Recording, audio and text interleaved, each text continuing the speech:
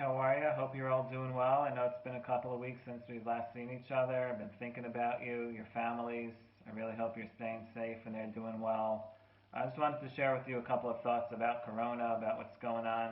It's pretty crazy what's happening. Just a couple of weeks back, we were all in Israel, about to go to the Yam Liyam, do some Olim, had all our Pesach plans prepared, and then boom, like Corona comes and totally turns our lives upside down. The world gets turned upside down, and now we're trying to figure out how do we, live through this? How do we deal with all of this? How do we, process what's going on? So I just wanted to take a couple of minutes and share with you a couple of thoughts that my mentor shared with me, George, and I thought it was very meaningful. I wanted to pass it back on to you as well.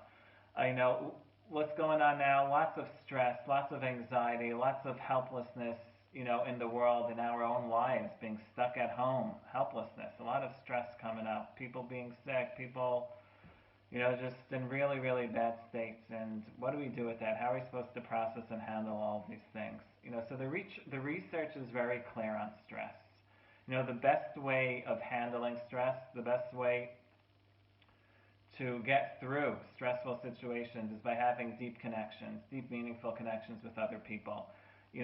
Sure, exercise is helpful, eating well is helpful, sleeping well is helpful, but the most helpful thing out of all of them is being able to have people to turn to and process what's going on, whether it be parents or friends or mentors or rabbeim, roommates, old rabbeim, uncles, aunts, anybody, just having somebody, developing our relationships and being able to have somebody to turn to and share, our process of what's going on. So the first thing I just wanted to share with you is that really try to find somebody, to connect with, and process everything that's going on. Conversely, the worst thing that we could do for stress and handling our own stress is just to keep it inside, locked down. That's probably takes us to really bad and dark places. So really try to reach out, whether it be rabbeim or friends.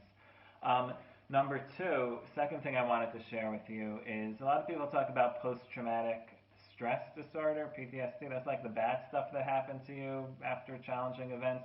There's also something called post-traumatic growth. It's being able to grow from challenges. I was sitting at the Seder the other night, and my 11-year-old Simcha, he asks us a funny question, right? He says, what's the connection between the Jews and the eggs? We're sitting here, we're eating the egg, and he says, all the time we're eating eggs and going on planes, chalamayit trips, it's always about the eggs. What's with the Jews and the eggs? And he brought from a mefarish, and he says, all other foods, if you cook them, they get softer and softer and softer, right? You put a piece of meat, it starts out hard, you put it in the water, it gets softer and softer and softer.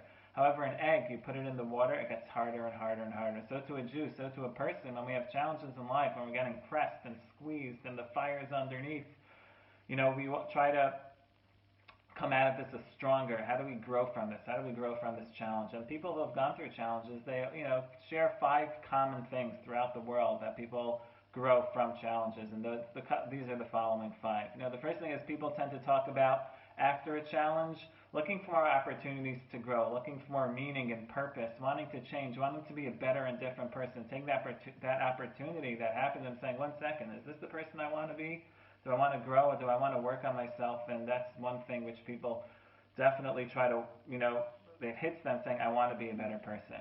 Number 2, people realize that they're a lot stronger than they thought that they were after coming out from such challenges. They say, wow, I was able to do that? Well, and they start liking themselves a bit more as well. Number 3 is gratitude. People start seeing the world with rosier glasses, start appreciating the small things in life which we take for granted all the time. My kids, kids going to school, they used to do anything not to go to school, wanting to stay home, complaining about walking to school, wanting to be driven to school.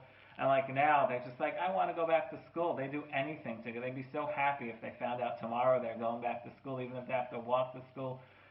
So it's number 3 is just being able to have more gratitude, for the things around us, for the people around us. Number 4 is spirituality. People tend to find a lot more spirituality from challenges, bringing God into their life a little more. What's God trying to tell me? What's the message? Developing more of a relationship, with God and saying, what is it that he wants to express to me? How could I dive into him more, talk to him more? Number 5, people realize when things quiet down after these challenges how important, the nearest and dearest relationships are in our lives, and really try to develop relationships. So, in closing and conclusion, if you're finding yourself stressed these days, you have good reason to be stressed. And again, I really urge you the best way to deal with stress, the best way to live with stress and handle the stress is reaching out to other people, friends, mentors, etc. Please go ahead and do that. There's also an opportunity and a light at the end of the tunnel. Let's use this challenge to come out on the other side in a very different way. Let's make sure that we turn the COVID-19 into something we could look back on and we could be proud about the way we handled it. We could be proud about the decisions we made, and we could be proud about the people who we turn into through this challenge and become stronger and more beautiful, wholesome people. So I don't know when the next time we're going to get to see each other is. I hope it's going to be soon. Stay safe. Keep well. Praying for all of you. I really hope we're able to see each other in Israel whenever that is. And really hang in there, guys. And have a wonderful day.